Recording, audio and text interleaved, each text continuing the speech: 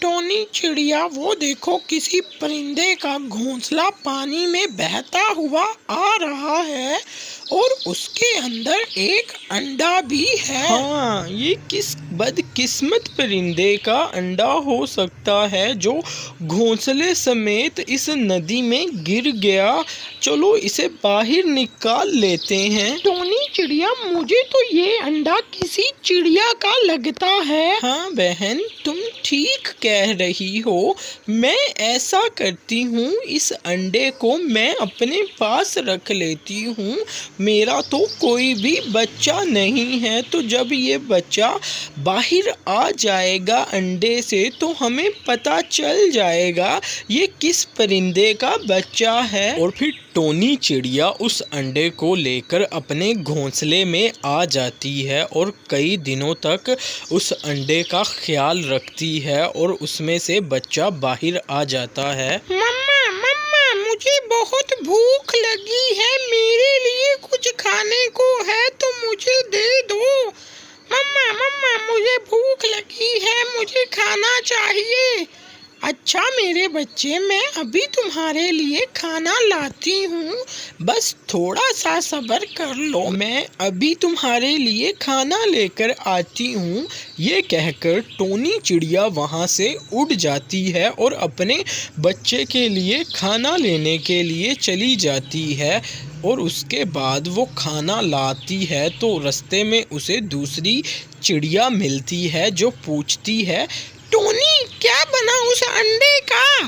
क्या उसमें से बच्चा बाहर आ गया?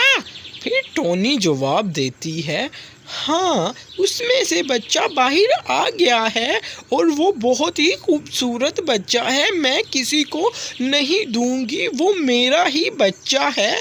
ये कहकर टोनी चिड़िया वहाँ से उड़ जाती है और जल्दी से अपने बेटे के लिए खाना लेकर घोंसले में पहुँचती है। फिर वो दोनों खाना खाते हैं। उसके बाद चिड़िया सोचती है, अरे ये दूसरी चिड़िया किसी को बता ना दे कि ये बच्चा मेरा नहीं है, ये अंडा मुझे नदी से मिला था।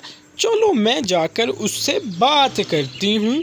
ये कहकर चिड़िया उड़ जाती है और दूसरी चिड़िया के घोंसले में जब पहुँचती है तो वो उसे जाकर कहती है, अरे चिड़िया बहन, आप किसी को बताइएगा मत कि ये बच्चा मेरा नहीं है, क्योंकि मैं ही उसकी माँ हूँ और वो मेरा ही बेटा है। वो मुझे बहुत पसंद करता है और मैं भी उसे बहुत ज़्यादा प्यार करती हूँ।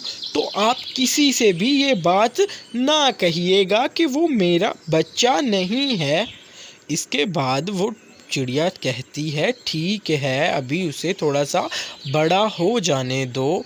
और उसके बाद टोनी चिड़िया वापस आ जाती है। यूं ही कुछ दिन बीत जाते हैं और वो बच्चा थोड़ा सा बड़ा हो जाता है और चिड़िया उसके पास आती है और टोनी चिड़िया से कहती है, टोनी चिड़िया, जरा साइड पे आके मेरी बात सुनना।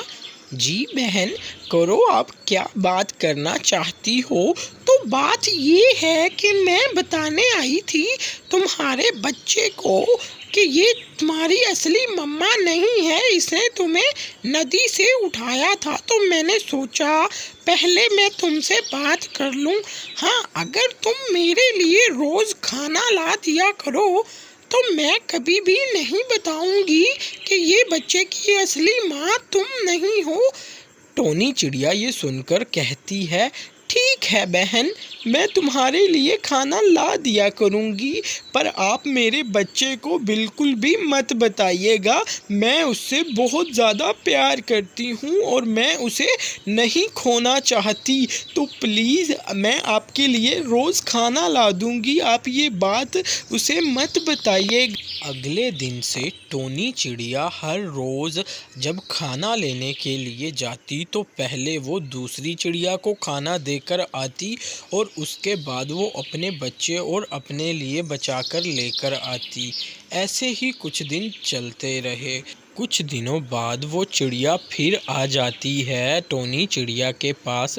टोनी चिड़िया अपने बेटे से कहती है, बेटा आप यहाँ से थोड़ा सा दूर चले जाओ, आप खेलो, मेरी दोस्त आई है, मैं इससे बातें करती हूँ।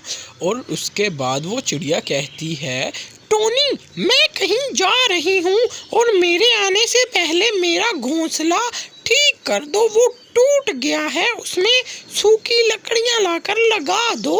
उसके बाद टोनी चिड़िया कहती है, अरे बहन मुझे तो लगाने ही नहीं आती, मुझे नहीं मालूम कि तुमने अपना घोंसला कैसे बनाया है, तो मैं कैसे लगा सकती हूँ। ठीक है, अगर तुम नहीं लगा सकती तो मैं तुम्हारे बेटे को बता देती हूँ कि वो तुम्हारी असली मम्मा नहीं है। ना बहन, ये जुल्म मत करना, मुझे मेरा बच्चा बहुत प्यारा है। ठीक है, मैं तुम्हारा घोंसला ठीक कर दूंगी। उसके बाद वो चिड़िया चली जाती है और चिड़िया का बेटा आ जाता है और कहता है, मम्मा मम्मा मैंने आपकी सारी बातें सुन ली हैं, आप ही मेरी मम्मा हो। क्या हुआ अगर आपने अंडा कहीं और से लिया था, पर आपने मुझे मम्मा की कमी नहीं महसूस होने दी। कुछ भी हो जाए, अब मेरी मम्मा आप ही हो, मैं किसी और को नहीं मानता अपनी मम्मा।